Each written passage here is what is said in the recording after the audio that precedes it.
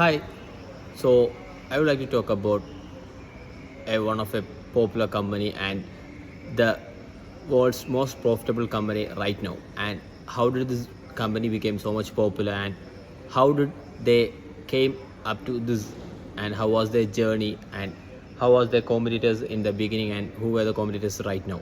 So it's nothing other than Apple. So Apple is currently the world's most profitable brand, and in the first quarter of and the second quarter of 2024, it has been marked as the most profitable brand in the world. So actually, we all know that in the early stages of Apple, like Apple has been started in a garage, and but they have traveled a long way along to up to this the world's most profitable company. So looking backwards to the journey of Apple, like there is many things as tech students or as people who are working in the tech industry we can observe and we can learn from. And I'm not talking about just only the technology, but there are also a lot of life lessons which we can learn from the journey of Apple. And I believe that Apple is not just a simple company, it's a great culture, and it has many things to do with marketing and manipulations of its customers. So that's something great which we all can use in our own daily lives and in our own work culture. So basically, when talking about the strategies of Apple and the strategies that made them very much different in this, even in this highly uh, competitive market, is something really different. So one of the strategies that Apple has been always implementing is that they only want to focus on four products. Even if they are launching a new kind of products, they won't make multiple variants of that product. We can see that if Samsung or any of the other mobile brands or whatever brands we are taking about, they will have like hundreds and thousands of products currently going on in different variants and different levels and different categories. But when looking into Apple, like we can see that they don't launch different kinds of many products. Even if the mobile segment or in the laptop segment, they only have like 5 to 4 segments of products will be only there. So they always limit the number of variants they take upon a product, that so that gives them the ability to focus more and more on that particular variant and the particular product. So the end result will be much more optimized and good in the market when comparing to other products. So that's one of the main thing they are always used to do. And the another thing is that they always place their brand and their products in a different category. We can see that whenever we are looking to other manufacturers or other brands advertisements, they are always used to, or they always try to focus on the spec sheet. Like for example, when we are seeing any advertisements of Samsung, Realme, Redmi, or any of other brands, they always use it to list down their specs. Like they have this much of camera, this much of the products, this much of spec sheet, this much of RAM. We can see all of them they are listing about the spec sheet. But when looking into Apple product launches or any of their product advertisement, we can't see any of those kind of spec sheets. So basically they are actually focusing on the user experience, and that's what makes them stand apart from the entire competition, because they don't want to compete with their own spec sheet. They actually giving priority to what did the user experience or what the user did feel at the end of the day. So that makes something entirely different for Apple, and that's why the even the other competitors can't reach up to Apple or their own brand trust to the audience. So that's the second strategy which makes them stand apart from the crowd. And when coming to the third strategy, they always have a set of rules which they follow the inner self. For example, like they are completely niche down, and when we are looking at this recent app iPhone 16 launch also, we can clearly see that they are particularly niche down to a set of people.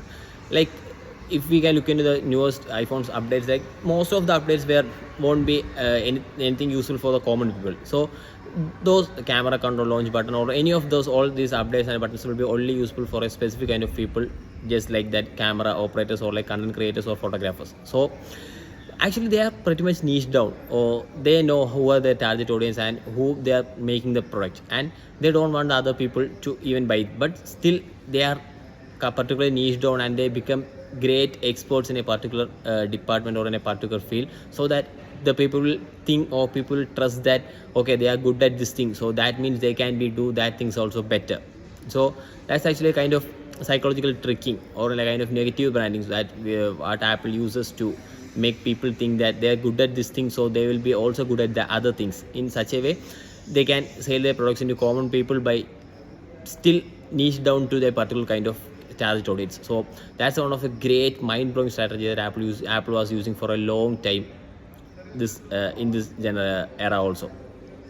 So these are some of the greatest advantages and strategies which Apple always uses. And the fourth main strategy that I found in Apple is that they don't rush to become the first in the industry to launch something. But whenever they are trying to launch something, they will create their own category and they will be the first to be in that category. For example, like we can see that all of the other smartphone brands, like all the Android brands, has been doing all these lock screen widgets or the kind of always on display for a long time from the years ago.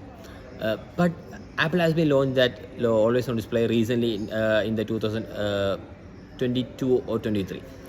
But like from the Android phones and all, we can see that this always on display is like always there on from the like 2019 or 2020.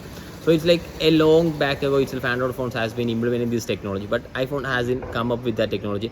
But when they came up with the always on display, they tried to be stand apart from the crowd in a way that, or in even on the all other brands, when we are looking into always on display, we can see that they were always using a blacked out version and which only shows the clock and time or the important details in the display. But when iPhone has done that, they created another trademark for always on display, because they in their always on display, instead of making the display black, they had used another technology which they have been using for their iWatches. Like they reduce the screen hertz from 60 hertz to 1 hertz. So by reducing the display's refresh rate, they actually they can show the complete picture or the wallpaper which we are putting on the iPhone in a full screen in a turned on mode, but still it's dimmed, so that the battery charge can be saved, along with they can show the complete phone in a turned on manner.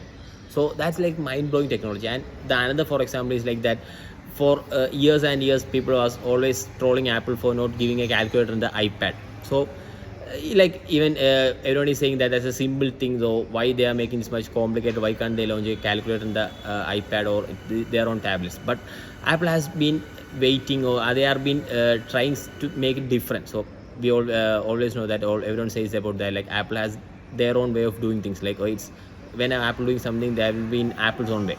So yeah, they made that promise, or they made that thing again correct, because like when they launched the calculator for iPad, that was like completely mind-blowing, because they, as they said, they wanted to do it in iPad's way. So in the calculator, they had not only given just a simple calculator, but they also given the writing equations method, like by using the Apple Pencil or by using hand, we can write down a equation or a arithmetic formula in the note, and it will understand what we are written in that, and it will give the results in a note format, like in the way how we calculate in the paper. So all these technologies has been made them stand apart from the other crowd.